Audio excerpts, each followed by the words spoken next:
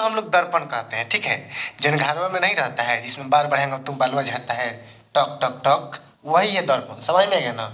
और दर्पण जो होता है ना, दो प्रकार का होता है। एक होता है हम लोग का गोलीय दर्पण और दूसरा होता है समतल दर्पण, ठीक है। चलो यहाँ पर हम तुम लोग को दिखा दे रहे हैं। दर्पण दिख रहा है, खूब बड़ी चिक्कन है।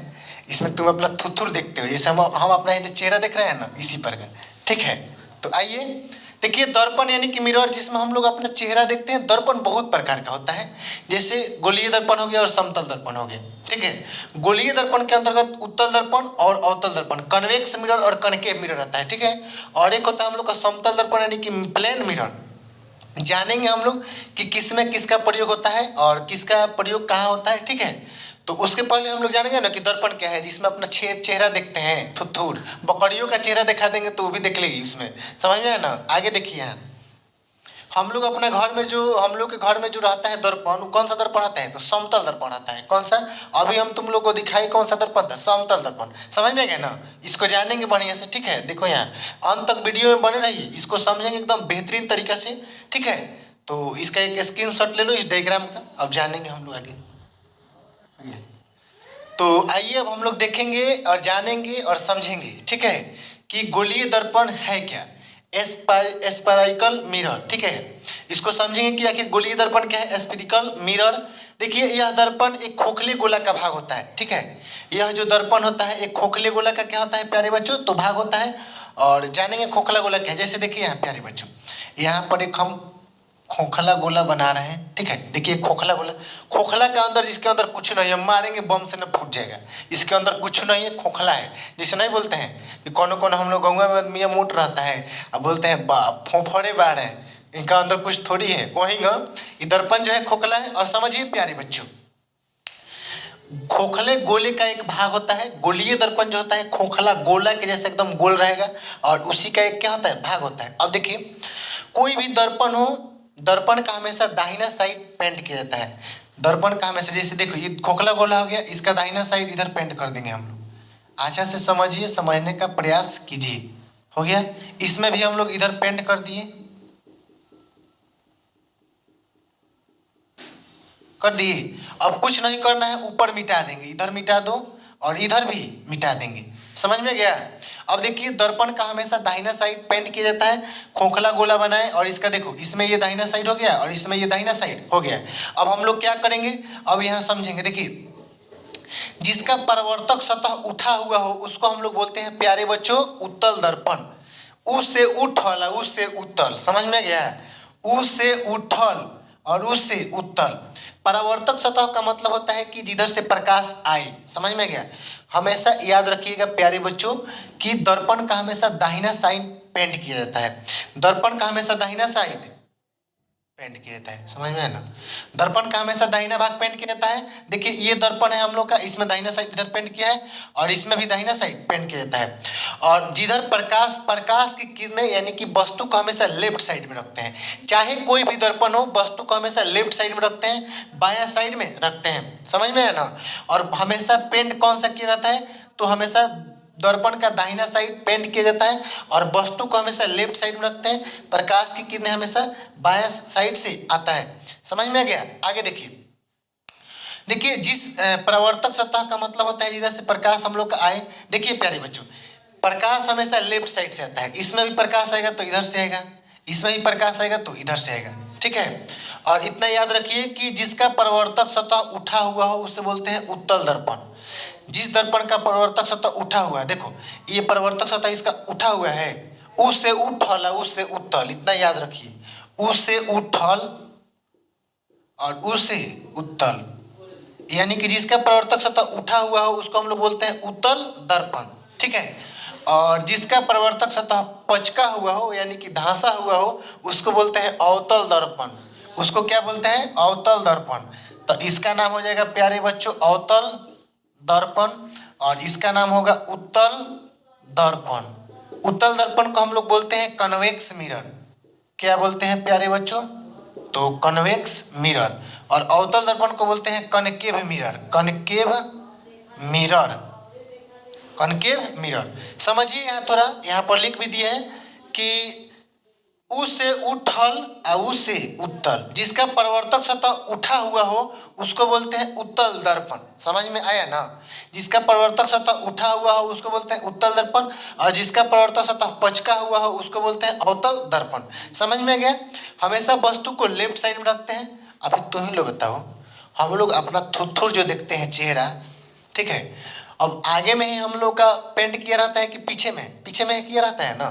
तो बोलिए, पीछे किया रहता है तो पीछे से देखेंगे तो लौकेगा, भैंसियों को रख दीजिए तो नहीं लौकेगा। आगे से तो हम लोग का वस्तु है तो लौक जाएगा, लेकिन पीछे जो शीशा रहता है, जो दर्पण रहता है, उसको पेंट किया रहता है।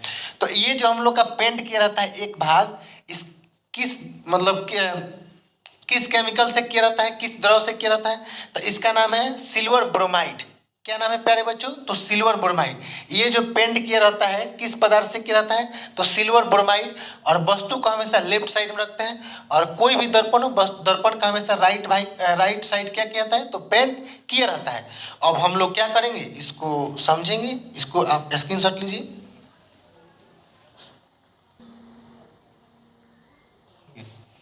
तो आइए अब हम लोग देखेंगे गोलीय दर्पण के कुछ विभिन्न भाग है, उसको हम लोग जानेंगे। दर्पण के भाग यानी कि टाइप्स ऑफ मिरर। देखिए, ये हम लोग का गोलीय दर्पण है जो कि खोखला है। कैसा है? खोखला। खोखला समझते हैं ना, जिसके अंदर भूभाग हो, कुछ नहीं हो, मारे और फूट जाए, ठीक है। अब देखिए, हम खोखला नहीं, हम स्ट्रॉन्ग है। देखिए, हम लोग का खोखला गोला है, ठीक है। और गोलीय दर्पण किसे कहते हैं? आप लोग को इसके पहले हम बता चुके हैं कि गोलीय दर्पण जिस खोखले गोले का भाग होता है, उस भाग होता है, उसे हम लोग क्या कहते हैं प्यारे बच्चों? तो गोलीय दर्पण कहते हैं, ठीक है। उसके केंद्र को वक्रता केंद्र कहते हैं। आगे देखिए, ध्रुव यानी कि पोल। देखिए, ये हम लोग का गोलीय दर्पण है। कौन सा दर्पण है प्यारे बच्चों? तो गोलीय दर्पण।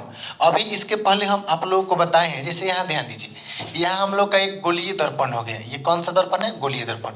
और देखिए, दर्पण का हमेशा दाहिना साइड पेंट किया जाता है। कौन सा साइड? दाहिना साइड। ऊपर और नीचे पेंट नहीं करेंगे।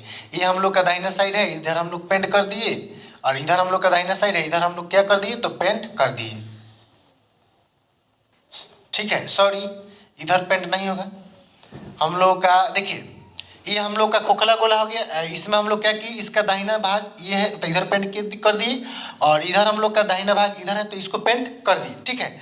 और देखिए, हमेशा दर्पण का दाहिना साइड ही पेंट किया जाता है, ठीक है, चाहे कोई भी दर्पण हो। और वस्तु को हमेशा लेफ्ट साइड में रखते हैं। इसमें इधर रखेंगे और इसमें इधर रखेंगे, ठीक है। देखिए, जैसे यहाँ पर समझिए, यहाँ पर हम लोग एक खोखला गोला बना दिए। गोला बढ़िया नहीं बन रहा है, देखिए यहाँ प्यारे बच्चों, बन गया। अब इसमें हम लोग क्या कर दिए? इधर दाहिना साइड इधर पेंट कर दिए। इसमें दाहिना साइड पेंट करेंगे तो इधर कर दिए। अब इसको हम लोग क्या कर देंगे? ऊपर से मिटका देंगे, ठीक है। अब देखिए, बस ये दर्पण हो गया हम लोग का, ये दोनों दर्पण हो गया। इसका परावर्तक सतह का मतलब होता है जिधर से प्रकाश आए। ये जो सतह है इसका नाम क्या है प्यारे बच्चों? तो परावर्तक सतह। क्या नाम है इसका? तो परावर्तक सतह। इसमें परावर्तक सतह कौन हो जाएगा? ये जो है परावर्तक सतह होगा। परावर्तक यानी जिधर से प्रकाश आए। अब देखिए, जिसका परावर्तक सतह उठा हुआ हो उसको बोलते हैं उत्तल दर्पण। कौन सा दर्पण? उत्तल दर्पण। यानी देखिए, इसका परावर्तक सतह उठा हुआ है, इसको हम लोग उत्तल दर्पण कहते हैं। और जिसका परावर्तक सतह पचका हुआ हो उसको हम लोग बोलते हैं अवतल दर्पण। जैसे शादी ब्याह में देखते हैं लोग, धा के गाली पचका देती है, लोग मारती है, 2 लोड़ा है ना से 2 पचक गल, लेकिन बाद में फिर फूल जाता है। तो देखिए, जिसका परावर्तक सतह पचका हुआ हो, अंदर में है धंसा हुआ हो, उसको हम लोग कौन सा दर्पण? अवतल दर्पण। समझ में आ गया? आगे देखिए, इसको समझाने के लिए इधर बनाए थे, ठीक है। इधर हम लोग अच्छा से समझेंगे। देखिए, यहाँ पर लिखे हैं ध्रुव यानी कि पोल। देखिए, दर्पण हो गया। ये हम लोग का कौन सा दर्पण है प्यारे बच्चों? तो उत्तल दर्पण। देखिए यहाँ, ये हम लोग का कौन सा दर्पण है? तो उत्तल दर्पण। अभी ट्रिक बताए हैं, उससे उत्तल और उससे उठल, ठीक है।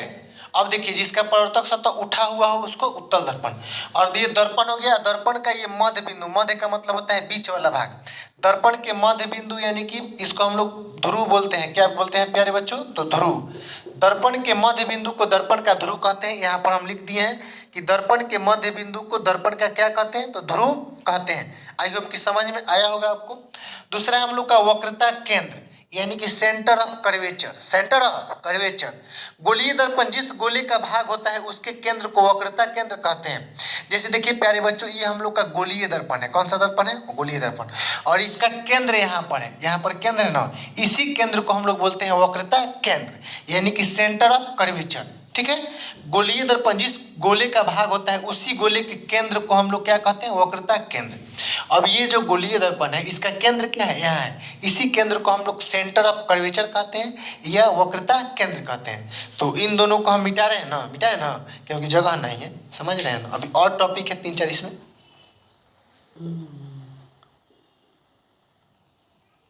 अब आगे देखिए प्यारे बच्चों, हम लोग इसमें देखेंगे वक्रता त्रिज्या यानी कि radius of curvature, radius of curvature. समझ में आया ना। देखिए वक्रता त्रिज्या है क्या?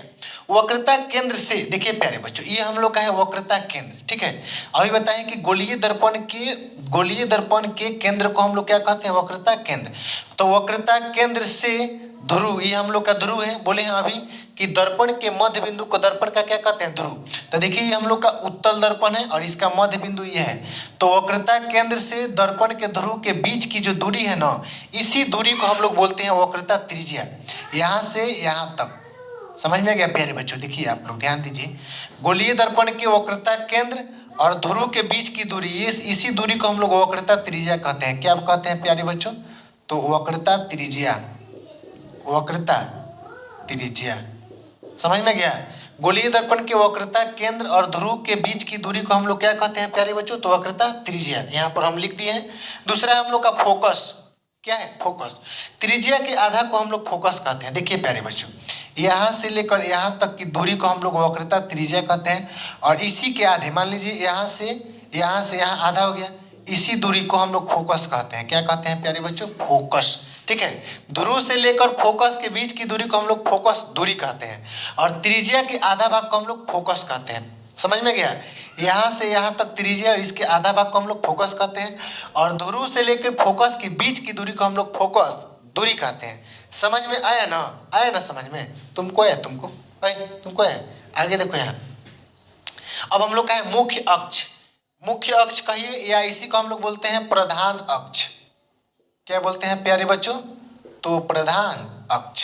समझ में गया ना? मुख्य अक्ष या प्रधान अक्ष कि आखिर मुख्य अक्ष और प्रधान अक्ष है क्या? देखिए प्रिंसिपल एक्सिस बोलते हैं इसको।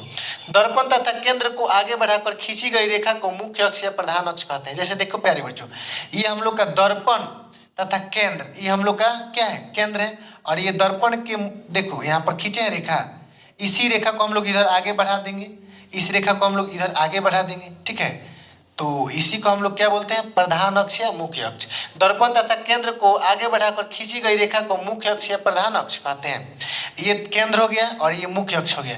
इसको हम लोग इधर इधर बढ़ाएंगे और इधर आगे बढ़ा दिए, तो इसी रेखा को हम लोग क्या कहते हैं प्यारे बच्चों? तो मुख्य अक्ष या प्रधान अक्ष। समझ में आया ना? तो मिटाए इसको, इसका एक स्क्रीनशॉट लीजिए आप।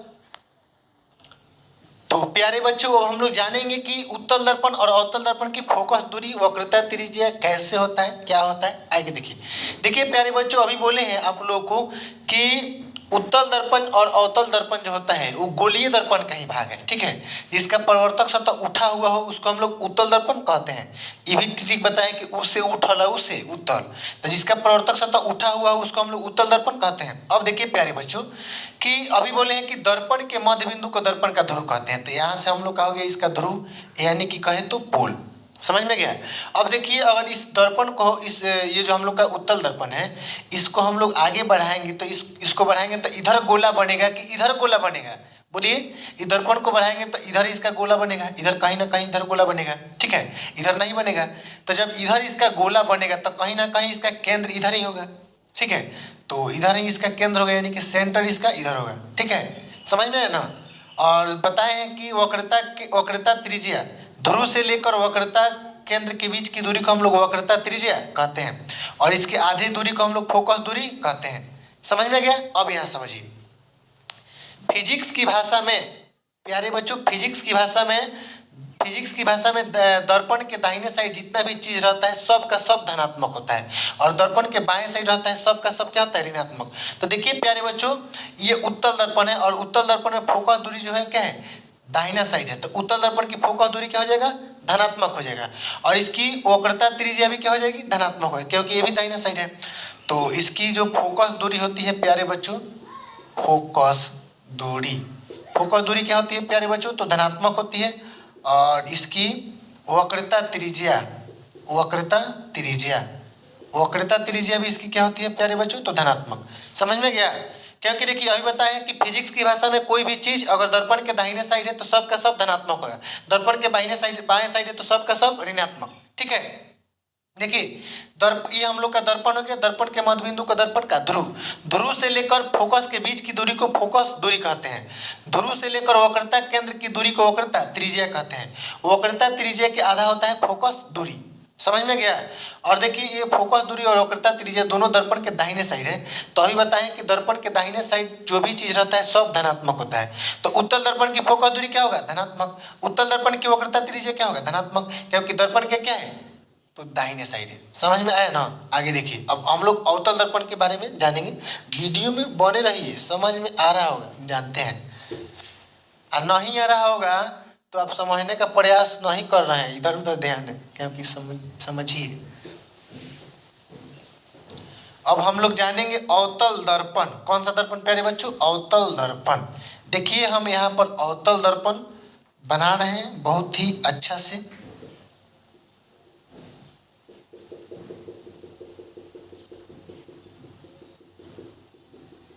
ये हम लोग का कौन सा दर्पण है प्यारे बच्चों, तो अवतल दर्पण है। कौन सा दर्पण, अवतल दर्पण। अवतल दर्पण का बताए हैं, इसको हम लोग अंग्रेजी में बताए हैं कि कनकेव मिरर कहते हैं, कनकेव मिरर। ठीक है, अवतल दर्पण का अभी हम लोग डिफिनीशन बताए हैं कि जिसका प्रवर्तक सतह पचका हुआ हो, यानी कि धंसा हुआ हो। जैसे शादी ब्याह में लोढ़वा से पूछ देती है ना, सब मारती है, तू लोढ़ा है ना, तू लोढ़ा, पचक जाता है, लेकिन फिर बाद में भूल जाता है। ठीक है, तो अवतल दर्पण है क्या, तो जिसका प्रवर्तक सतह अंदर की तरफ धंसा हुआ है उसको हम लोग बोलते हैं अवतल दर्पण। अब देखिए प्यारे बच्चों, यहाँ पर थोड़ा समझना है, अवतल दर्पण भी एक खोखले गोला का भाग है। तो कहीं ना कहीं खोखले गोला का भाग है, तो आप ही बताइए इसको इधर बढ़ाएंगे तो गोला बनेगा कि इधर बढ़ाएंगे तो गोला बनेगा, बताओ, इसको किधर बढ़ाएंगे तो गोला बनेगा। तो प्यारे बच्चों इसको हम लोग इधर बढ़ाएंगे, इधर, तो इधर क्या बनेगा, इसका गोला बनेगा।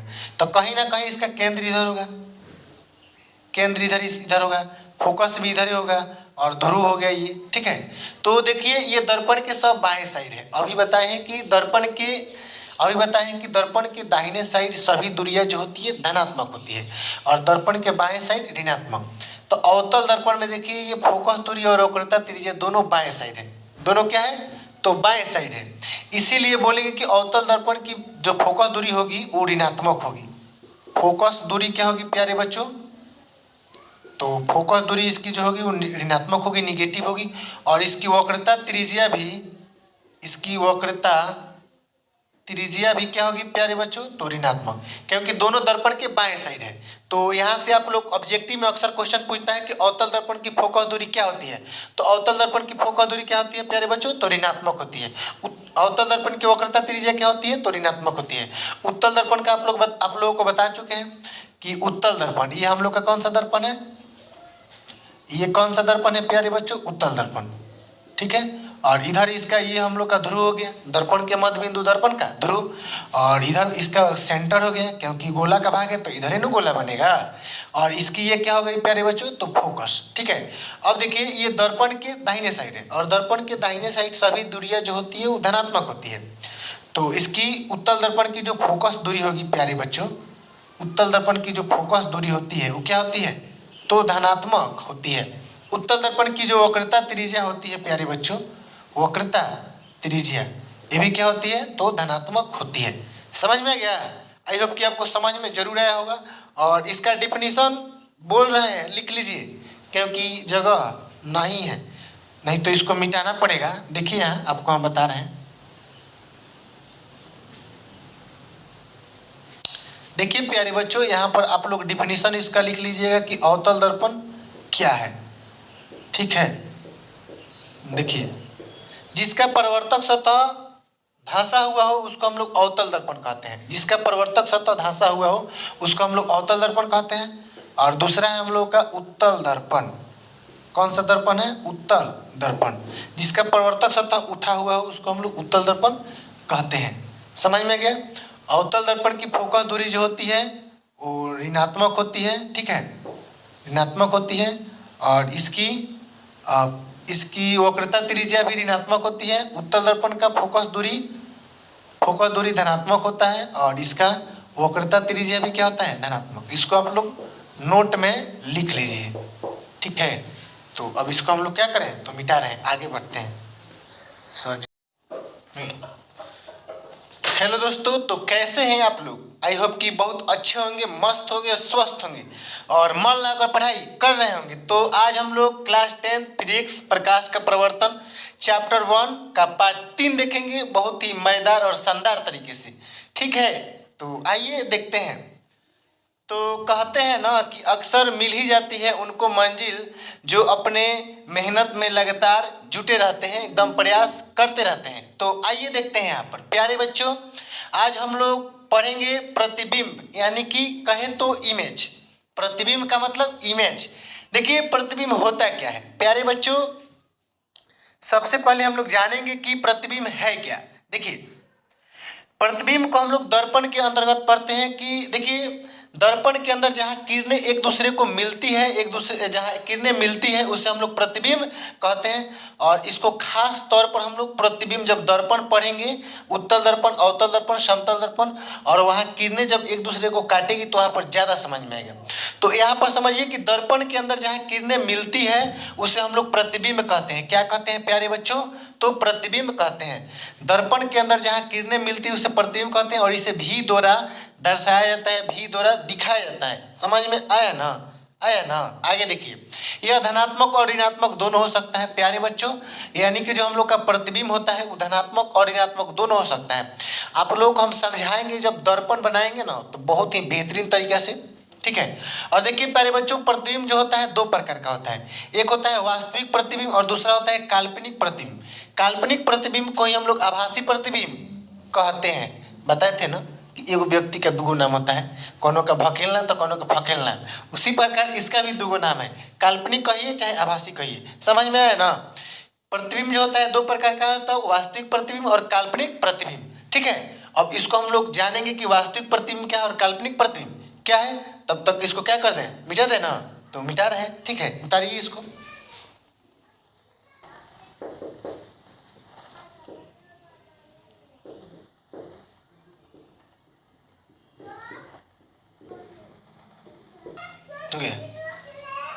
तो आइए अब हम लोग देखेंगे। इसके पहले हम जाने थे कि प्रतिबिंब जो होता है दो प्रकार का होता है। एक होता है हम लोग का वास्तविक प्रतिबिंब और दूसरा होता है हम लोग का आभासी प्रतिबिंब या काल्पनिक प्रतिबिंब। तो देखिए प्यारे बच्चों, यहाँ वास्तविक प्रतिबिंब यानी कि रियल इमेज क्या है। जब किरणें वास्तव में एक दूसरे को काटती है या मिलती है तो उसे हम लोग वास्तविक प्रतिबिंब कहते हैं, ठीक है। और इसे पर्दे पर प्राप्त किया जा सकता है। समझ में गया ना? जब किरणें वास्तव में एक दूसरे को काटती है, वास्तव कहने का मतलब कि दर्पण के आगे जब किरणें एक दूसरे को काटेगी तो उसको हम लोग वास्तविक प्रतिबिंब कहते हैं। और इसे पर्दे पर प्राप्त किया जा सकता है। दूसरा हम लोग का आभासी प्रतिबिंब यानी कि वर्चुअल इमेज, ठीक है। जब किरणों को पीछे की ओर बढ़ाकर आभासी रूप से मिलाया जाता है, आभासी का मतलब कि डॉट डॉट डॉट काल्पनिक रेखा से जब दर्शाया जाता है और मिलाया जाता है तो उसे हम लोग आभासी प्रतिबिंब कहते हैं। समझ में आया ना? तुमको आया कि नहीं है? देखो इधर, ठीक है। और इसे पर्दे पर प्राप्त नहीं किया जा सकता है। समझ में गया? तो अक्सर ऑब्जेक्टिव में क्वेश्चन पूछता है प्यारे बच्चों कि वास्तविक प्रतिबिंब को पर्दे पर प्राप्त किया जा सकता है कि नहीं। तो वास्तविक प्रतिबिंब को पर्दे पर प्राप्त किया जा सकता है। काल्पनिक प्रतिबिंब यानी कि आभासी प्रतिबिंब को पर्दे पर प्राप्त नहीं किया जा सकता है। अभी हम आप लोगों को दिखाएंगे कि प्रतिबिंब का निर्माण कैसे होता है, ठीक है। वीडियो में बने रहिए, अंत तक समझ में आएगा, ठीक है। ध्यान दीजिए।